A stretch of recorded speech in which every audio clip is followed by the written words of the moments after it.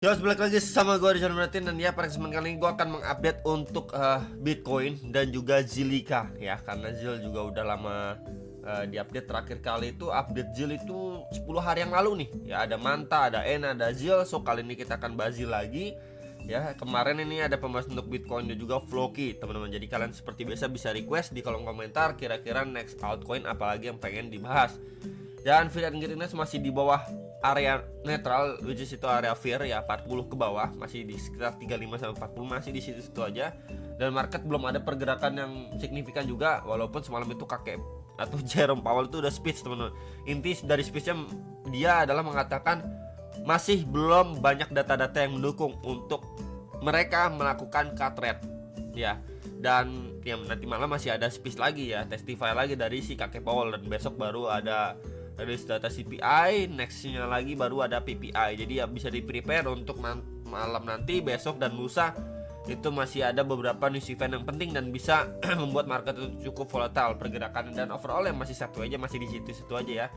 Ya, jadi kita bisa lihat juga untuk liquidation heat mapnya per 3 harinya di sini cukup tebal nih. 58.366 dolar itu tebal, tapi bagian bawah kita bisa lihat nggak ada yang cukup tebal. Berarti short termnya masih banyak yang melakukan short. Kita lihat yang per 1 minggunya juga. Nah, 1 minggunya apalagi nih, tebal banget bagian atas teman-teman ya. Karena melihat di sini adanya area neckline. Kalau misalkan teman-teman lihat di sini adanya pattern triangle pattern yang kemarin juga sudah saya share, nanti coba saya reminder ke teman-teman sekalian. Yang tebal itu di sekitar 58.600 sampai 59.366 dolar. Jadi memang di range sekitar area itu 1.000 dolar ke atas itu ini mempunyai liquidation yang cukup gemuk. Ya, orang-orang fokus melakukan short di situ. Nah, ini rawannya adalah ketika news event itu keluar, biasanya dia bisa jepret atas bawah, sekedar grab liquiditas, baru nanti market mencerna apa yang terjadi, ataupun news event yang keluar baru nanti merespon secara natural. Tapi menjelang bahkan sesudah keluarnya data itu biasanya akan volatile gitu ya.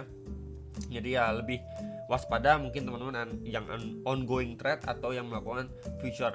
Next di tanggal 9 Juli di sini kita bisa lihat ya, ini per 8 Julinya BlackRock beli lagi nih, cukup banyak malah 187,2 teman-teman.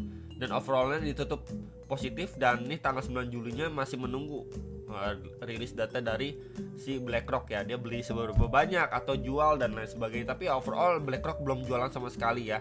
Jadi mungkin untuk short termnya kita bisa lihat ya, para institusi masih melakukan cicil pembelian. And then kita lihat juga untuk Bitcoin secara daily. Secara dailynya memang dia ini sempat ya sudah breakdown dari area imbalance-nya, ini box warna kuning. Cuman ya kita bisa lihat di sini overallnya akhirnya dia tersideways sambil menunggu beberapa data penting yang di minggu ini keluar.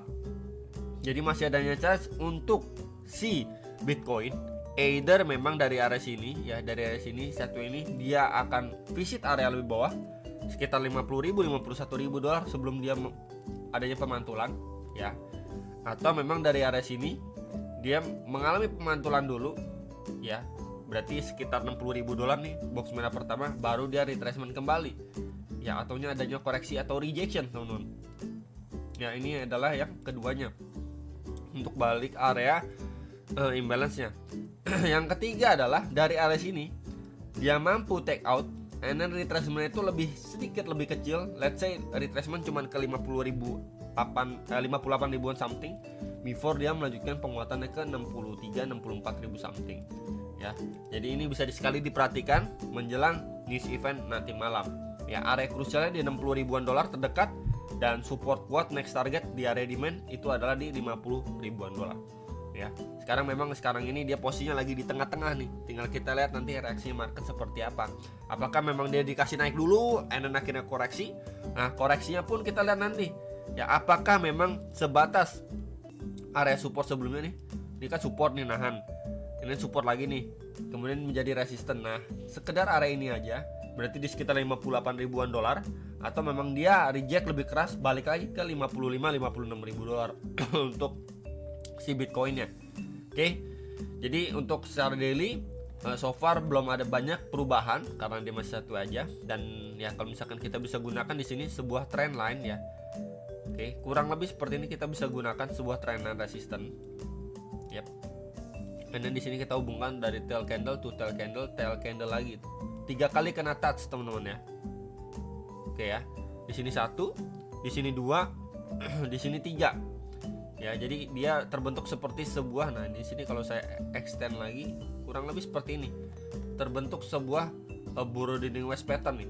Ya, atau seperti teman-teman lihat, wah ini seperti trompet. Ya bisa juga. Tuh, ya. Jadi memang syaratnya adalah di sini biasanya memang di area-area 50%-nya ya, let's say di sekitar $64.000 bahkan. Jadi kalau area ini ya, area ini 2 ini mampu di take out sama si Bitcoin, ini probabilitas lebih besar untuk dia retest kembali sebelum dia breakout, teman-teman.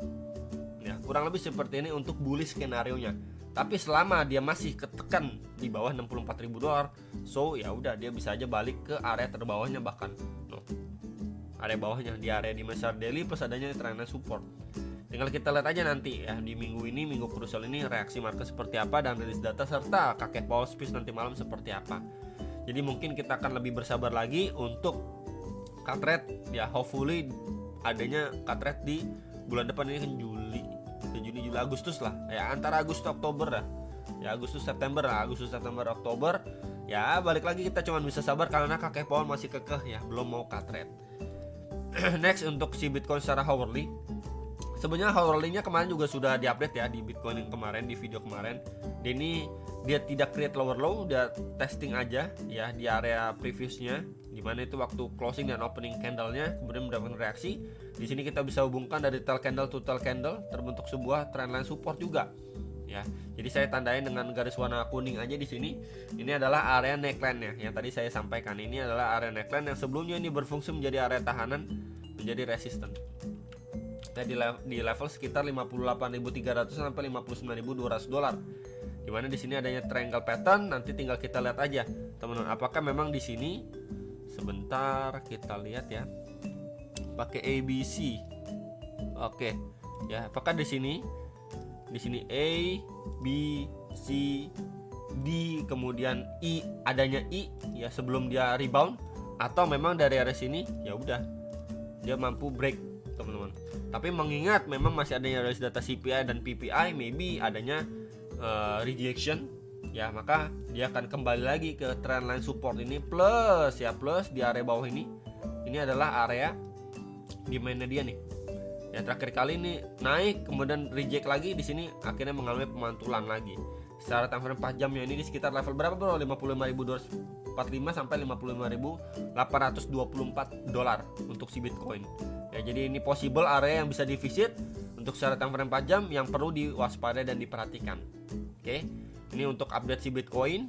Dan kalau misalkan kita berbicara tambahan juga closing daily, ya dia belum kemana-mana nih ya, masih satu aja nih, ketahan di bawah garis warna kuning yang tadi saya mention, di bawah $58.200. ZIL ini adalah salah satu altcoin yang ini sempat nge-spike kan sampai $0.25 something, kemudian dia drop ya, masuk bear market. Kemudian di sini sempat ngepump kencang banget waktu metapolis, tapi nggak lama berselang langsung turun berangsur, langsung turun terus sampai di sini adanya bottoming dia nih. Jadi kalau saya extend ke samping, ini adalah area demand sebelumnya sebelum dia ngepump gitu ya, bikin ATH. Di sini tuh defisit pada Januari 2023.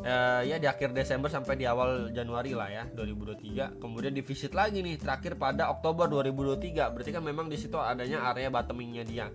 Ya sebelumnya ini menjadi area bearishnya dia lah waktu bear market. Dan akhirnya di tahun ini malah dia turun bikin tail candle sampai $0.01308. Jadi di bawah area bearishnya.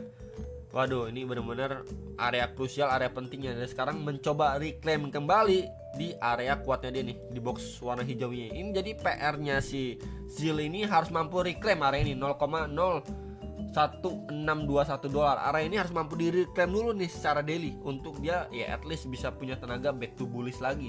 Ya, berarti kalau itu yang terjadi di sini adanya bisa kita lihat sekedar grab likuiditas saja. Tapi kalau itu belum terjadi maka bisa turun lebih bawah lagi, even lower teman-teman, dia bisa visit bahkan di area sini ya. 0,00933 sampai 1092 dolar, di mana ini area demand next areanya, area demand selanjutnya, dan sebelumnya menjadi area SNR juga nih untuk pada pergerakan Zilliqa secara daily. Jadi PR-nya si Zilliqa ini sangat-sangat krusial. Memang kalau kita lihat time frame 4 jamnya ya di sini ya, sebelumnya adanya triangle pattern breakdown, adanya rising wedge breakdown lagi lebih dalam teman-teman ya. Jadi memang Zilliqa ini lemas banget. Cuman ya pergerakannya pun sekarang ini sama dengan si Bitcoin, dia tidak bikin lower low ya. Untuk pause saat ini low sebelumnya, swing low terakhirnya ini malah tidak lihat lower low gitu ya. Dan ini hampir achieve target ya di sekitar 0,01288 dolar, dia hampir ya nih, cuman bikin tail candle dan hampir sentuh, nggak kesentuh, udah keburu rebound lagi. Posisi saat ini adalah yang perlu dipantau untuk Zilliqa. Ini coba saya bisa extend dulu teman-teman, dan saya tandain di sini. Ya, di sini adalah previous area support and then resistannya dia. Jadi level 0,01541 sampai 0,01575 dolar. Ini dulu aja yang harus mampu di break sama Zilliqa. Ya, untuk ngejar next area target di sini. Next area targetnya. Coba saya tandain dengan warna merah. Ya 0,0165 sampai 1687 dolar. Itu dua area terdekat untuk Zilliqa. Ya, kalau area itu mampu lagi, next area target berapa bro? Next untuk Zilliqa di sini.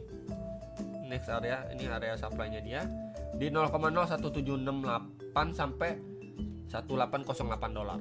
Ya, jadi itu adalah PR-nya Zilliqa.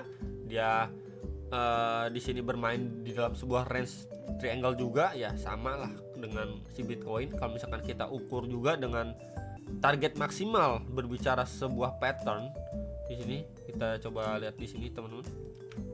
Dan kita up ketika dia breakout dan ya harusnya memang dia udah mampu break ya dari area supply yang tadi juga saya sampaikan terakhirnya di sini ya, target maksimal di 0,0189 dolar. Tapi kalau misalkan dia breakdown ya, kita harus lihat juga area target maksimal ketika dia breakdown itu ya bahkan ke 0,01214 dolar untuk Zilliqa. Tinggal dilihat dulu nanti dia breakout atau breakdown. Jadi ini salah satu altcoin yang super duper lemes teman-teman ya, yang perlu butuh perhatian lebih kayaknya teman-teman ya untuk Zilliqa ini ya. Jadi gimana teman-teman, apakah memang ada yang akumulasi di Zilliqa melihat opportunity, oh dia break seperti bikin tail candle nih dari support kuatnya, wah sekedar likuiditas kayaknya akhirnya beli, atau memang menunggu benar-benar dia mampu reclaim baru melakukan DCA atau baru melakukan investasi di Zilliqa. Coba teman-teman bisa komen menurut teman-teman gimana di Zilliqa, dan apakah teman-teman sudah melakukan transaksi di Zilliqa.